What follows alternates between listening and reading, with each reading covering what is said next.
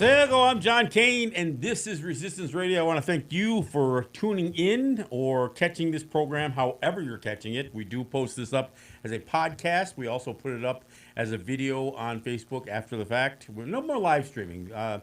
Facebook's rules have all changed, and so I'm doing it differently. I'm recording the video and then putting it up afterwards. I'm also putting it up on YouTube. So you have any number of ways you can catch what we are doing here.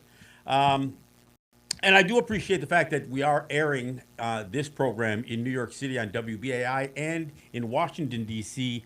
on WPFW. I encourage you to donate to both of those stations, become a BAI buddy in the name of Resistance Radio, or a sustaining member of WPFW in the name of Resistance Radio. I would greatly appreciate it. And of course, that's how we exist here. We exist solely on your contributions to these radio stations. And honestly, yeah, I could do this just as a podcast alone, but there's a part of being on the radio every week that drives me to do this show. And it's not like I don't have any content. Obviously, I've always got something to talk about.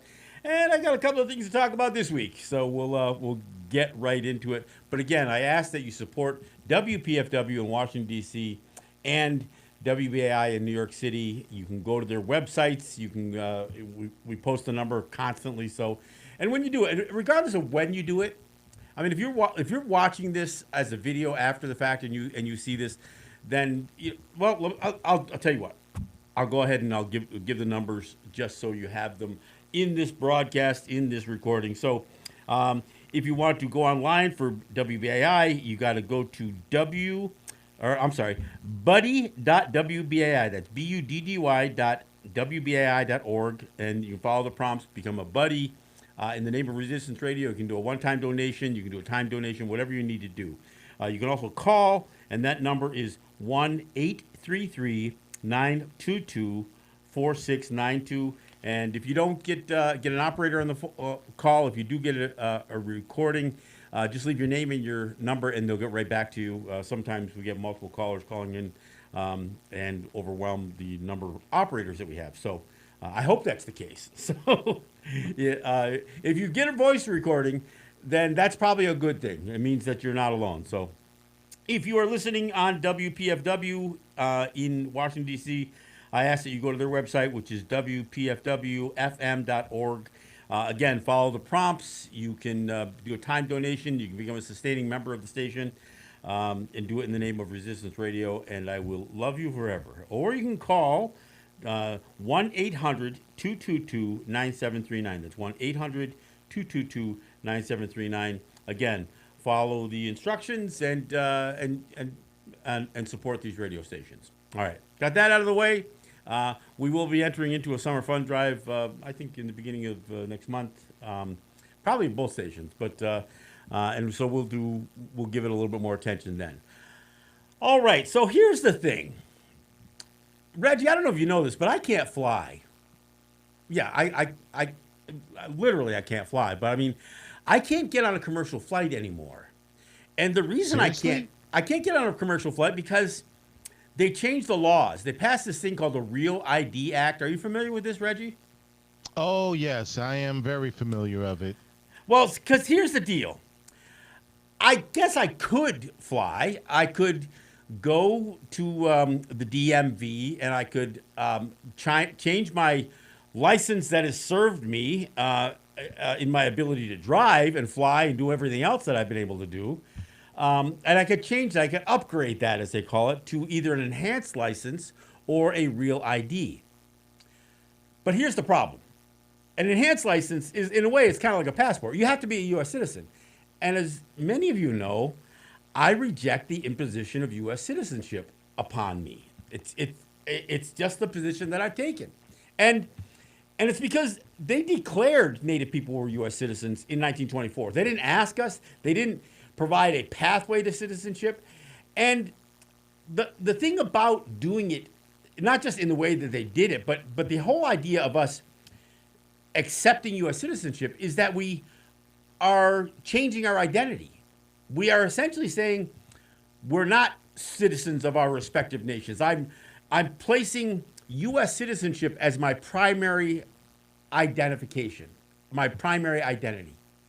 And I'm just not going to do that. I'm Mohawk. I'm Gunyagahaga. I'm Ungwe. That's who I am. I live on the Cattaraugus territory of the Seneca Nation. So this is who I am. I'm not John Q. American. I don't vote. I won't vote. I do everything in my power to stay away from paying taxes, and quite successfully, I might add. But I don't live in New York. I don't live in the United States. I live on Seneca Nation territory. So by any definition, other than me having the right to be a U.S. citizen, look, I have a birth certificate. It was issued to me from, the Albany Medical Center, I think, in Albany, New York. That's where I was born. So I have a birth certificate. I have the document that would allow me to be a U.S. citizen if I wanted to be, which I don't.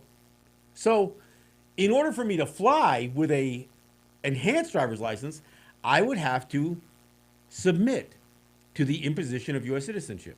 Now, I know some of you are saying, well, you're just being a jerk about it. You don't really need to do this stuff. I mean, just go with the flow. If you've listened to this program before, you probably didn't realize that I don't really go much with the flow. All right, so enhanced driver's license is out. Well, so I assumed that I could just go get a real ID. So I went to DMV and I got the application forms for it. And guess what? That doesn't work either. I don't know if you know this, Reggie, but there are only two kinds of legal people in permanent residents of the United States. If you're in the United States, you're either a citizen or you're an immigrant. That's the way they view you.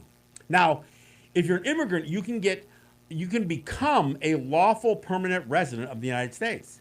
And that's what a real ID says. A real ID says you're either a U.S. citizen or you are a lawful permanent resident of the United States. I'm not. I'm not a lawful permanent resident of the United States. I live on Seneca Nation territory.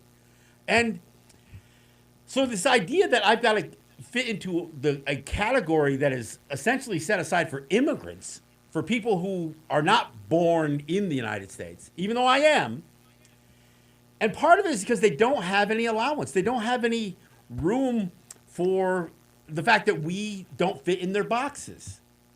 And this is what we as Native people have been facing since day one. What box do we fit into? I mean, they called us wards of the state. They called us, domestic dependent nations. They declared that we were citizens. And all the while they're doing all these horrific things to us. So at this point, in order for me to fly, I would either have to submit to being a U.S. citizen, or I kind of have to, and I don't even know how I would get the documentation to certify me as a lawful permanent resident of the United States. I don't know if I got to call do I have to call an immigration lawyer? Because I guarantee if I call an immigration lawyer and say, hey, look, here's this problem. I am not a United States citizen. I'm Native, and I just know the first thing out of their mouth is going to be, yeah, but you could be. I mean, yeah, you were made a U.S. citizen in 1924. Yeah, but they tried to make that of us. So, yeah, am I being, too technical? I don't think so. I just think the whole idea that my identity is at stake here. And look, I get it. The vast majority of Native people are going with the flow. I know many people who've got U.S. passports, which means that they are U.S. citizens.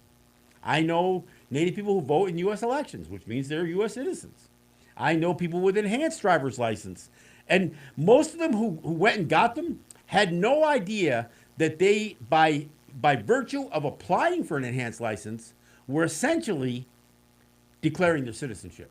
Because you got to bring either a birth certificate or something, something along those lines, Social Security card, My driver's license doesn't even help me much because, believe it or not, my driver's license has a P.O. box listed in the address. And apparently that's not acceptable. What the hell did they issue it with a P.O. box for? Why did they let me do that? I mean, I live someplace. I could have given my physical address. But at the time, I was using a P.O. box primarily as my place for my mail to be deposited. So So the whole system is kind of messed up. And here's the thing. I know nobody's addressing it. So again, back to my immigration lawyer. Can I talk to a lawyer and say, look, I don't fit into these boxes because I don't accept U.S. citizenship. And I am damn sure that I am not an immigrant in my own greater homeland. So look, right now, if I step off of the Cattaraugus territory of the Seneca Nation, apparently, legally, under U.S. law, I am at that point an undocumented immigrant. I mean, Reggie, do you hear what I'm saying here? How bizarre is the fact that I'm native to this land historically, ancestrally, and when I step off of the line that they've kind of forced us behind, so to speak, with this whole reservation system, if I step over that line, I'm an undocumented because I don't have any documents. I got nothing. I don't have anything that says that I'm an American citizen.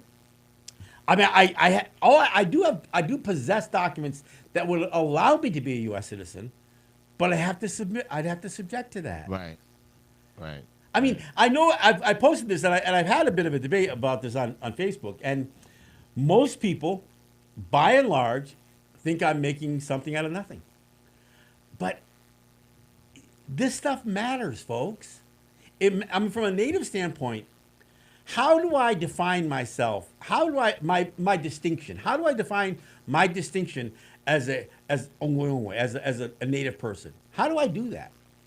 Especially if I mean, look, I do have a driver's license, but the driver's license isn't an indication of citizenship. I even have a social security number.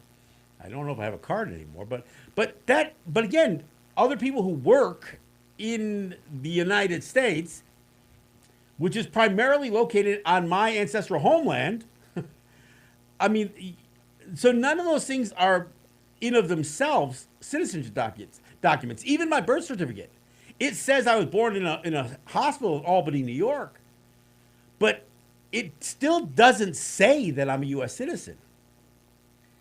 And it seems to me the person who has to determine whether I'm a U.S. citizen or not is me.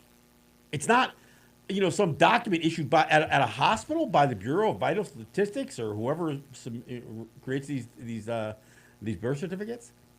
I mean, does somebody else get to say who and what I am? So yeah, go ahead, Red, because I know this is crazy, right? It is crazy. It's intriguing. It's also crazy. Question. First, are there any native groups out there that is jumping on this and have figured out the legalities of this whole real ID for a situation like yours? No, but here's what I will say. Some of the advice that I got, and one of them came from my friend down in Shinnecock territory, Lance Gums. He said, if you use your tribal ID, but I'm not a big one on using tribal IDs either, because most of those things are created under some sort of government oversight. And again, I'm not, and I'm Mohawk from Gunawaga, which would be on essentially the Canadian side as far as U.S. and Canada are concerned. So in order for me to get what they call a status card, I'd actually have to apply to Canada. So I still have to get a Canadian issuance of an ID from them. And so it's complicated. But apparently what I've heard is that if you use a tribal ID, and I know there are things called enhanced tribal cards, ETCs, but they're like federal, they are federally mandated, and they're like enhanced driver's license. They literally put a flag on it if you are considered a U.S. citizen, which and you got to provide to get an enhanced tribal card. This is kind of crazy too. You have to provide your birth certificate, and that birth certificate is born in the United States, or it's going to say that you were born in Canada. Or if you don't have one because you were born on native lands and you don't have that, I guess you're just plain screwed. But so even on an enhanced tribal card, they're either going to put a U.S. flag or a Canadian flag up in the corner. An enhanced driver's license, it's got a U.S. flag up in the corner. And that U.S. flag up in the corner of your enhanced driver's license is an indication of your citizenship. So But again, what I'm hearing is that if you have a tribal ID, and time to kill at an airport, you may be able to board a flight based on a driver's license and your tribal ID. I don't know if you got to carry your birth certificate with you too. I don't know, but as far as the Real Act goes, this Real ID Act, they're saying you cannot board a domestic flight. So forget about any other flight. You can't board a domestic flight without either an enhanced driver's license, a passport, or a Real ID. So we don't fit in those boxes. And that's my point. You know, years ago, Reg, I don't know if you know this, but you could get a U.S. passport that listed you as a U.S. national, which I'm not even sure that that's what we are. The only people right now in the in U.S. territories that can get a passport that where they are not a U.S. citizen are the American Samoa. American Samoans are the only ones who can get a U.S. passport where they are listed as U.S. nationals. Now, I got to tell you, as much as I have problems with some of these identification issues, I would carry a U.S. passport if the State Department would make an allowance for non-citizen Native people to be issued a U.S. passport. I'd use a U.S. passport as long as I don't have to claim I'm a U.S. citizen. And see, therein lies the problem. It's an easy fix, right? I would rather have our own passports. And look, the Haudenosaunee, the Six Nations, we do have our own passports. They're a little politicized, and frankly, they're still not accepted. It's hit or miss. If you try to use a Haudenosaunee passport, you may. I mean, they literally call them pretend documents. That's what Canada calls it. So even with a Haudenosaunee passport, there's no guarantee you're going to be able to cross a border. I mean, I guess I could take a cruise still because I think you can use just a driver's license, but I cannot. I literally cannot get on an airplane right now, and I You find can still that get on a bizarre. train, right? I can get on a train and I can drive for now. But what happens when that goes? What happens when they change the rules and all of a sudden you gotta if you don't have a real ID you can't be. I mean they don't even check anything when you get on a train. They don't even ask you for identification at all. No, they don't. They ask you for your ticket and that's it. But yeah, I mean, if in fact under U.S. law, the moment I drive my car off the quote unquote reservation, I'm an undocumented immigrant. I mean. Book me a room at Alligator Alcatraz? I don't know. What is that? I don't even know what the hell that means. I mean, it's I don't even know what to say about that because it's just so. But you see, it just sounds so odd. Well, and the thing is that most people don't pay any attention to it. I talked to my buddy. My buddy says, well, I got an enhanced driver's license. I says, well, then that means that you're a U.S. citizen as far as they're concerned. And look, as far as they're concerned, they probably would regard me as a U.S. citizen. But I don't have any documentation that says, and I certainly have made no declaration about my U.S. citizenship. I do have a birth certificate, issued in Albany, New York. So I could, and see, and therein lies the problem. I know an immigration lawyer is going to say, "Why are you going through this? Why are you doing this? Just get the real ID, just get your enhanced driver's license, and carry on with life."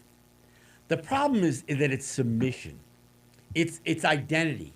And look, even the whole mascot thing, most of my fighting over the mascot issue is about identity. It's about the theft of identity. It's about the mocking of our identity. It's about casting us as these relics of a past that doesn't even exist. I mean, we're all warlike, warriors. We're all chiefs. We're not grandparents. We're not moms and dads. We aren't kids. We're warriors or chiefs or savages or just plain Indians. And that's not who we are. It's just not who we are. And my identity should be up to me to decide and to dictate what is and what isn't. So, I say this, I don't know if ultimately I end up with a real ID. And I am pursuing some clarification because right now, everything that I look at, and I encourage anybody to look it up. What is the real ID proof of? And it's going to say, I looked it up online. It says that it's either proof of U.S. citizenship or lawful permanent residency of the United States. And I don't even live in the United States. I go off to this territory, and and one of the guys I know who's a lawyer says, "Well, aren't you an immigrant when you leave the territory?" I said, "No, because this was all my ancestral homeland. We never gave that up. We never said once you draw a line around our communities that we're immigrants once we step outside of them. We never agreed to that."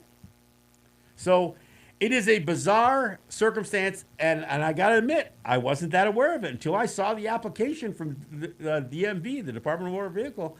I didn't realize what I was being asked to sign up for. So this is, like I said, I know that I can go there, although I've got to produce a bunch of documents, because I don't even, like you said, I don't think I have a Social Security card anymore, so I've got to apply for a new one of those. I got to change my address on my driver's license, and I can carry my birth certificate, and that might be enough to get me a real ID. But in doing so, I am attesting, as far as the Department of Motor Vehicle is concerned, because they're not going to list me as a lawful permanent resident. They're going to say, okay, you're a U.S. citizen, you got a birth certificate. And man, I got to tell you, I just have a problem with that. And so we'll see how this works. Either that or I'm just not going to fly. Everything's going to be based on how long it takes me to drive someplace or take a train to someplace. So, and the crazy part is, Reg, here's the thing. We're in the final stages of a documentary that I'm a big part of producing. And, I want to take it on the road. But it sounds like I'm going to take it literally on the road because I can't take it on the air. So, I was anticipating I better get this real ID thing squared away because I'm probably going to jump on some flights and go to some other more remote locations than a 6 or 8 hour drive. And now I'm thinking, well, I guess I'm going to be driving. So I don't know. I mean, I know there are those of you who can are take a bus. Well, yeah, it's kind of the same that's thing. long. Yeah, and buses are less comfortable that's long. and they're less comfortable than trains are. But look, Yeah. I don't. You may not know this. You knew I used to come to New York every week, and of course. Oh yeah, yes I do. Yes I do. But because I didn't have the funding to stay someplace decent in New York every week, a lot of times, believe it or not, I used to take a train to New York and take a bus back because there's no late trains out of New York to back home. Right. In Buffalo, the train station and the bus station are walking distance from each other. So I would take the train out of Buffalo, and then I would take a bus back. I'd get at the bus station and walk and get my car out of the train station. I mean, I don't think people can appreciate. There are probably all kinds of hoops that people jump through to do the programs on WBAI and WPFW, but I don't know if people can appreciate the length at which I went to do my show over all those years. And, of course, now I've got a studio here on territory, and I can connect up. We figured out the ways to connect up with the studio through an app, and, and the sound quality is pretty darn good. So we figured out how to do this remotely.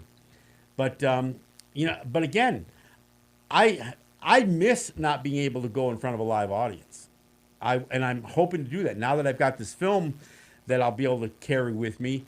I'm hoping that I will do some screenings, and I'd like to do a bunch of screenings, especially in New York. I mean, it's where I've been on the radio all these years. So I'd like to do some screenings, and our film is called The Long Hope. It's a line from a former head of the BIA or Interior Department, one or the other. His name was John Collier during the FDR administration. And he wrote a book. He was considered too sympathetic to Native people, too sympathetic to a dying race, as they described it.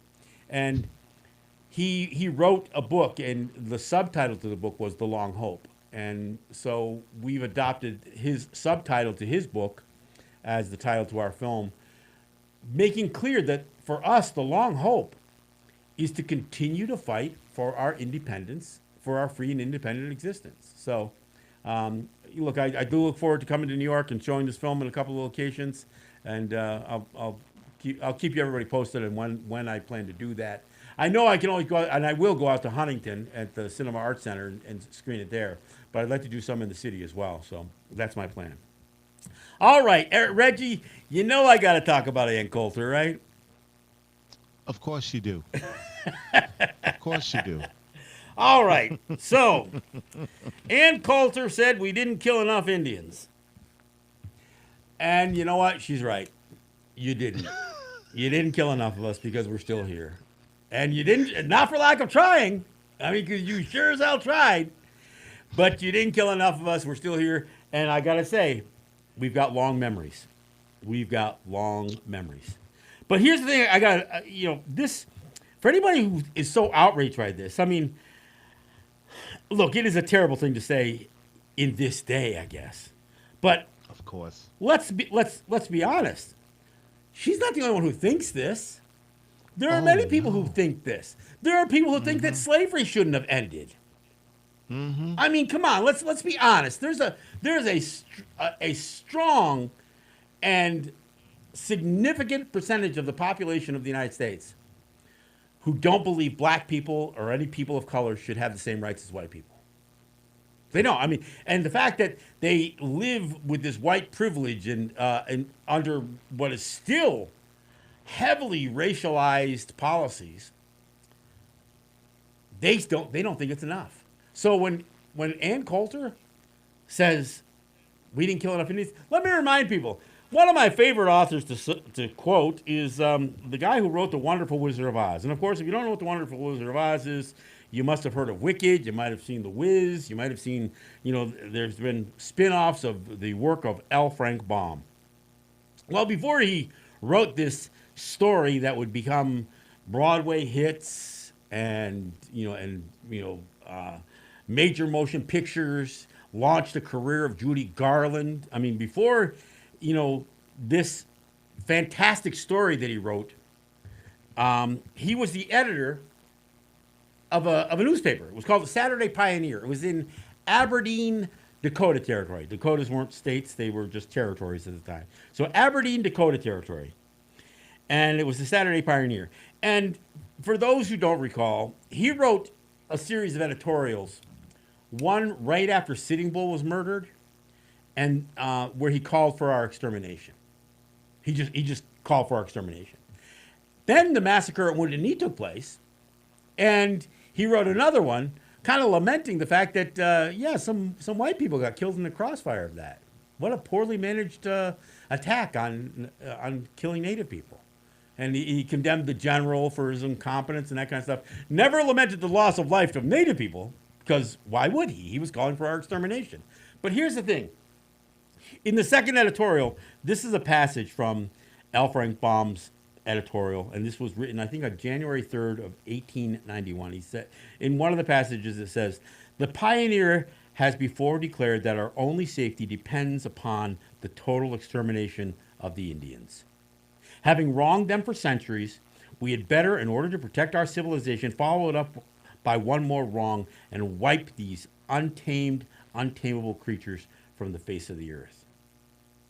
So that's your famous author of The Wonderful Wizard of Oz, inspiration for all your Broadway musicals and that kind of stuff. That's L. Frank Baum. Ironically, I don't know if you know this, but he's from Central New York originally. Yeah, right there between Utica and Syracuse. He's right from Central New York originally. The little town called Chenango. In Chenango, you know what they did? The sidewalks are yellow bricks. Yeah, they really did that. They really did that in honor of L. Frank Baum. Wow. Yeah. In fact, the Oneidas, I think they built one of their gaming facilities they named after Baum. I don't know if it was called End of the Rainbow. I don't know what it's called, but it's got some Baum reference because it's in the Chenango area or something like that. But yeah, kind of ironic. But so my point in citing this from 1891 is that the sentiment that Native people should be killed is a long one, and it's been a part of Native ideology, American ideology for many years. I mean, look, there's a statue at the Capitol in Albany and in the mall there in the plaza of Philip Sheridan. He is attributed with the line, "The only good Indian's a dead Indian." Now, L. Frank Baum, I think he has a little bit different spin on the only good Indian is a dead Indian, because he kind of lamented the death of Sitting Bull, basically saying that he was the last good Indian, basically. So he didn't necessarily take the view that we were only good if we were. He took the view that the good ones were all dead now, which is a little bit different. It's almost like a backhanded compliment in a way to those who had perished. Of course, he thought the rest of us were a pack of whining cur that licked the hand that smites us, and that's why we deserve to be exterminated. That's the view that L. Frank Baum had of the existing native people in the 1890s. That's how he viewed us. But he said, all the good ones, yeah, they're gone. They're gone. They were murdered. And so the only good Indian is the dead Indian as far as he was concerned. Even Teddy Roosevelt, and he might have even delivered this message in New York, by the way.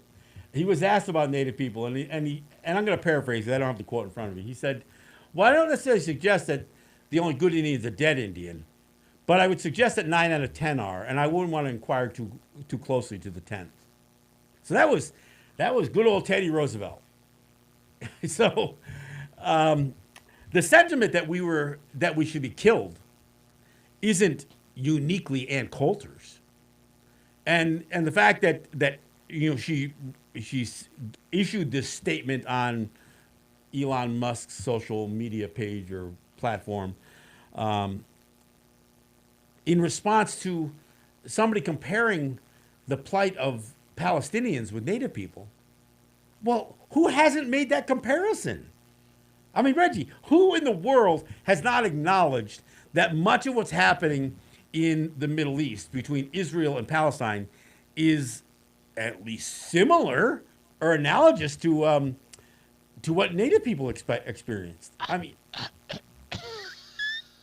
mean, it's there. I mean, it's so. I don't know what to say, John. Well, again, apparently what you got to say is, well, apparently we didn't kill enough Indians. Yeah, I guess that's the response. The response is yeah, the way to get rid of any of this sentiment, or this bitterness, or this, like Bob said, we better commit one more wrong. Otherwise, our security is going to be at risk. And look, when I say our memory's long, is that considered a threat? Do with it what you will. We're not going anywhere.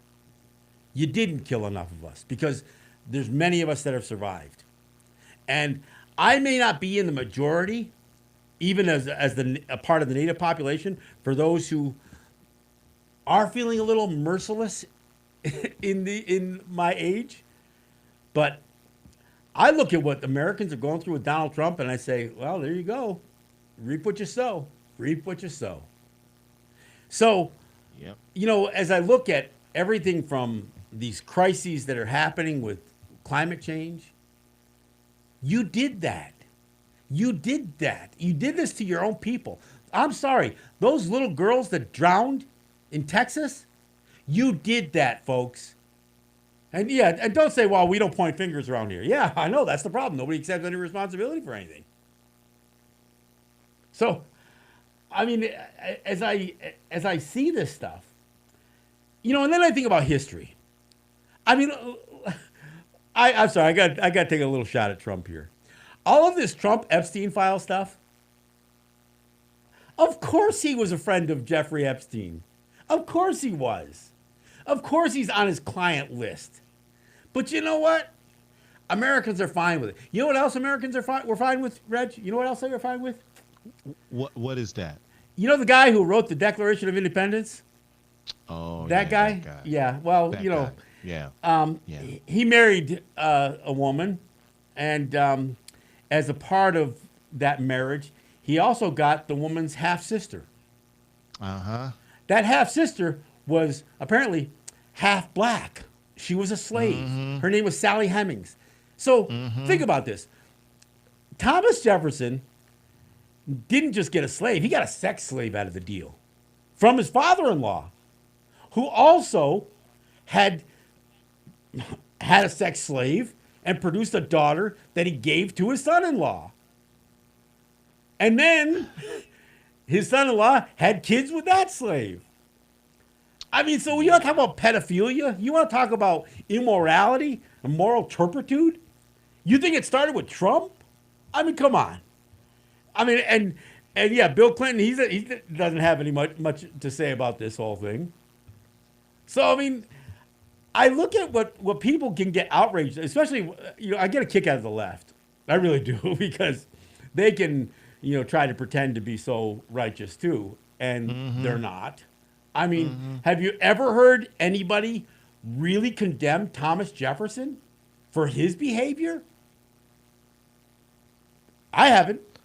No, I haven't.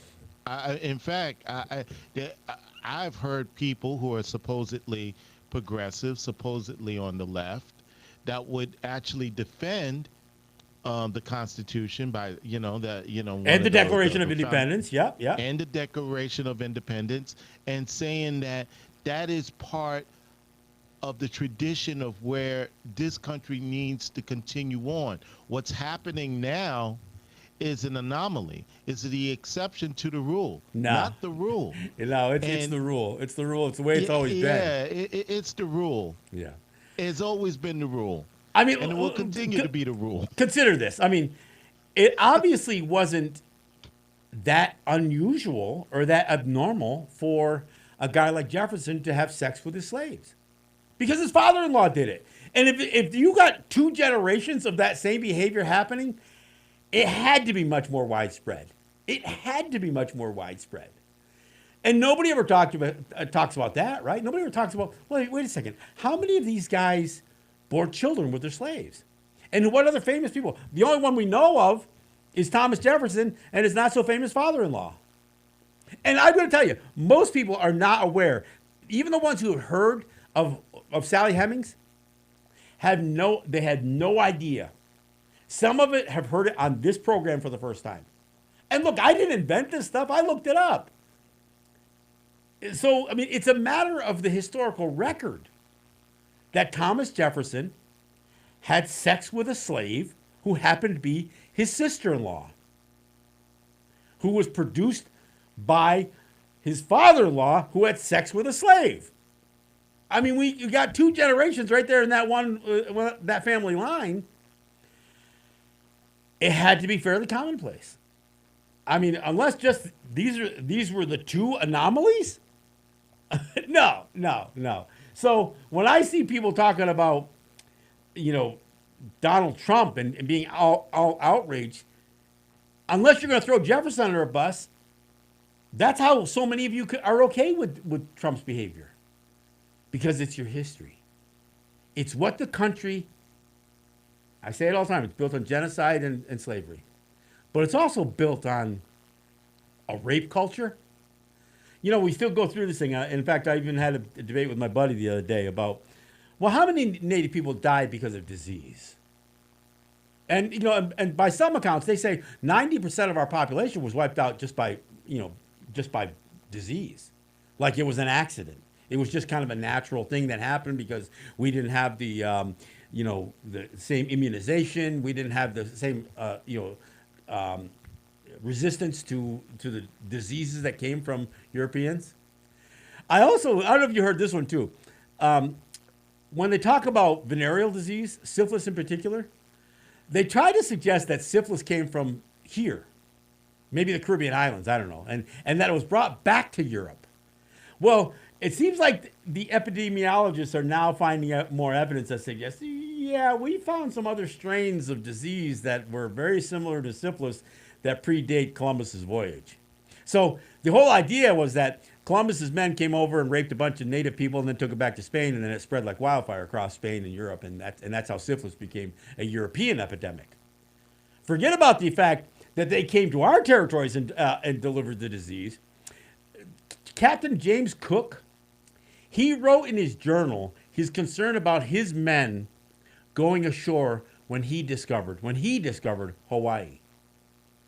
Because he knew his men were loaded with syphilis and gonorrhea. He knew that people would die if his men went ashore. Because his men were going to have rape some women. It's just, it's just natural. So when I hear about how many people died of disease, we never list venereal diseases as among them.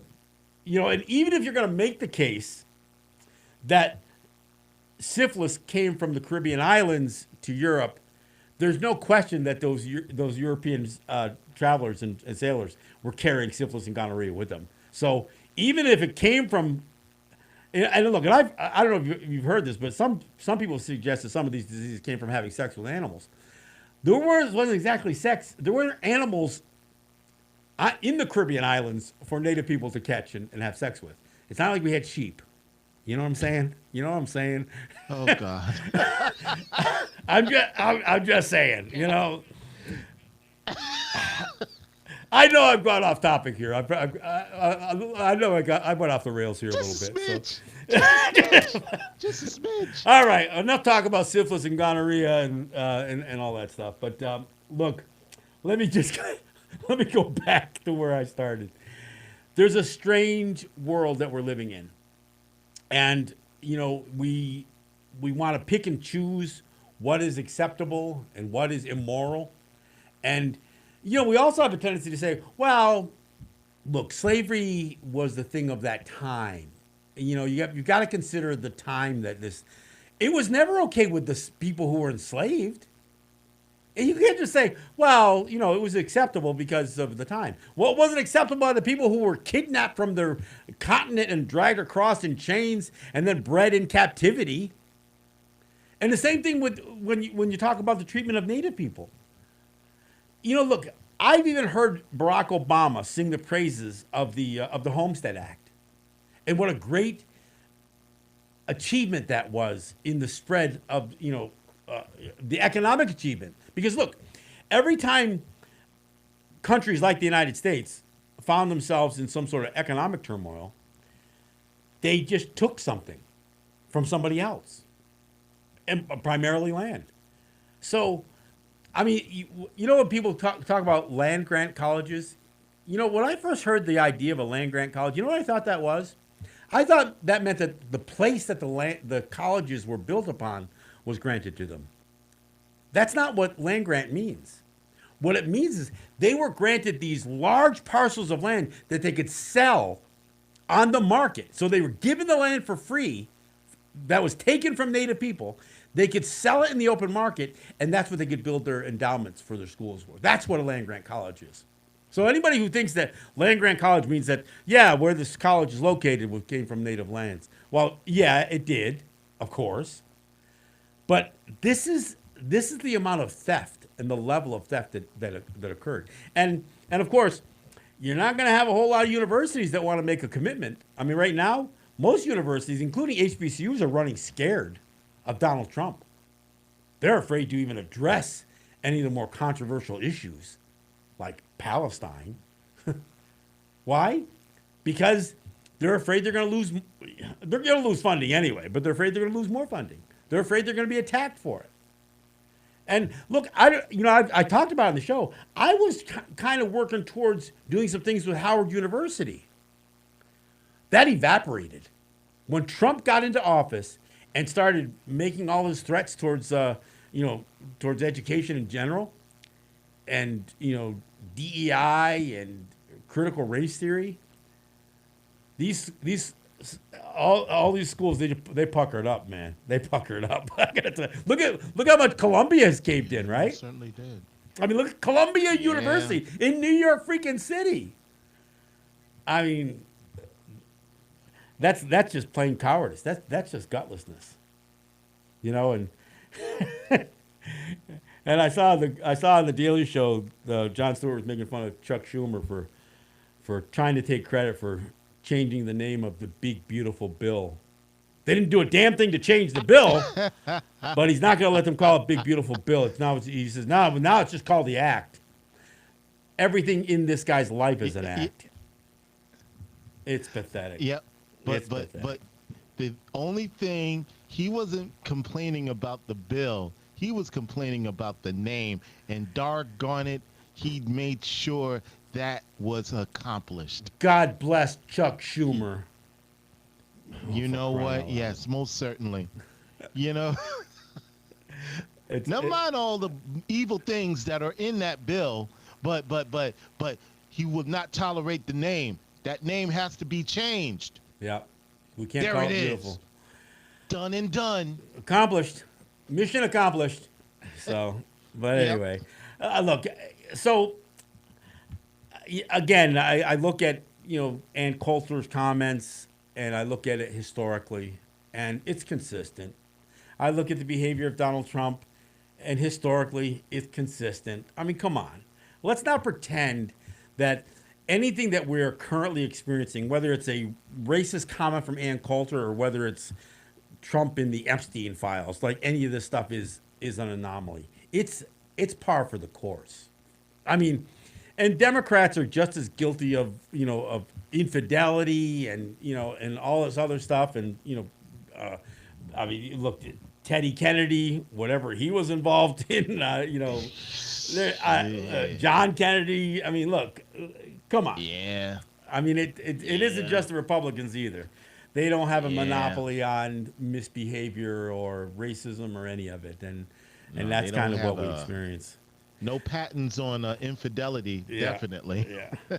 All right, final note. I mean, the Seneca Nation, just as an update, I'm not going to do a whole big casino thing. Apparently, New York State is approving their final sites for 3 more casinos as the state decides they're going to play a bigger and bigger role in capturing more of the casino gaming market, or gambling market in general. I mean, let's face it. New York State, between lotteries, casinos, racinos, sports books, and all of this other. I mean, there's any number of things that the state can do to figure out more ways to extract money from people and do it in a way that's almost willing, because nobody complains about the money they spend playing the lottery.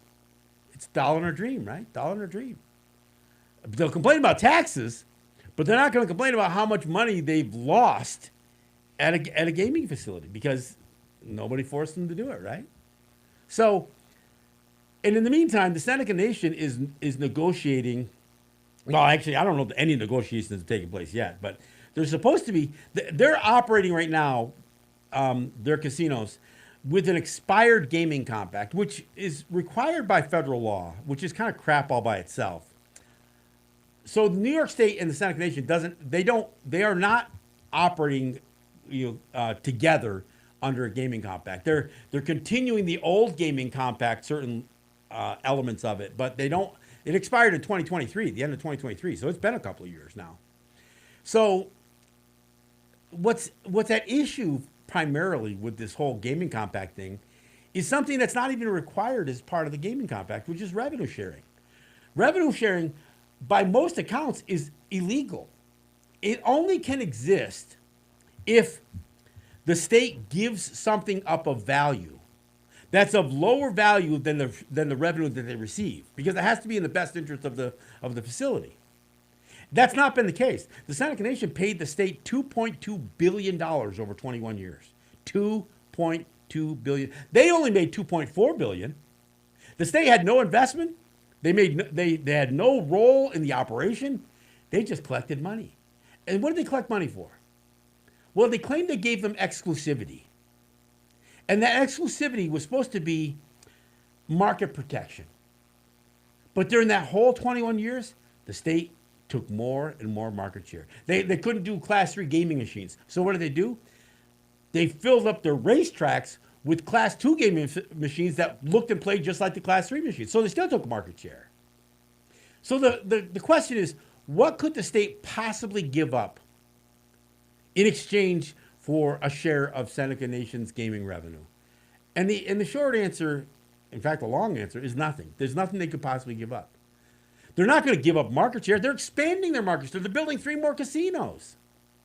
And even if they wordsmith their revenue sharing clause of their gaming compact that says, well, we promise we won't do this. Yeah, you promise you weren't going to do Class 3 machines, and then you turn around and did Class 2 machines that look just like them. So technically you didn't violate the clause, but you violated the exclusivity. You took market share. So they can promise all kinds of stuff. But see, the state is not constrained by the Seneca Nation if they decide they want to do mobile gaming on telephones, if they want to expand their lottery some more. when the Seneca Nation enters into a compact with the state, they have to get permission from the state on anything that they change. It's an asymmetric relationship, and it's crap. It should not exist. There's no way the Indian Gaming Regulatory Act ever should have been approved. It's another example of the plenary power doctrine of Congress. And that's what the Supreme Court said. When the Supreme Court ruled in favor of the cabazons in California, it said, well, there's no underlying federal statutory framework that restricts native gaming. But you can make one. The Congress has the power to restrict or prohibit native gaming if they want to. So a year after the cabazon ruling that went in favor of the cabazons against the state of California, they passed a law restricting gaming. So this is that whole notion that this, again, when I talk about racism that exists in a unique atmosphere when it comes to Native people, the fact that we can be put into boxes like forced citizenship, that we can be regarded as wards of the state or declared to be either citizens, that's an example of Congress having absolute power over our lives. And that's what I'm fighting against. When my documentary finally comes out, that's what the documentary is about. It's about the long hope, reestablishing our free and independent existence. Look, I want to thank you guys for listening to this program. We will be back next week. I am sorry to hear that Tiogason's not going to continue to broadcast. And for just as a last note, for those who recall, that's how I came to WBAI in the first place. I was a guest host for Tiogason, and then I was the interim host for First Voices Indigenous Radio for over a year. And it was after that the program director, Mario Murillo, offered me a slot to do my own show. So I am grateful to both WBAI and Tiogason for having given me the opportunity. I know we have not remained close over the years for a variety of reasons, not the least of which is the fact that I don't think Tiogason fully supported me doing a show on WBAI when he came back. But that's neither here nor there. The fact is that Tiogason has done some great radio over the years. I have had the opportunity to do some with him and for him, and I will continue to do so. So my best wishes to Tiogason for in his future endeavors. But I will assure you, as long as you guys continue to support WBAI, WPFW, I will do a show here. I will do Resistance Radio. I'll be back next week just to prove my point. I am John Kane. This is Resistance Radio. Thank you. Yahweh.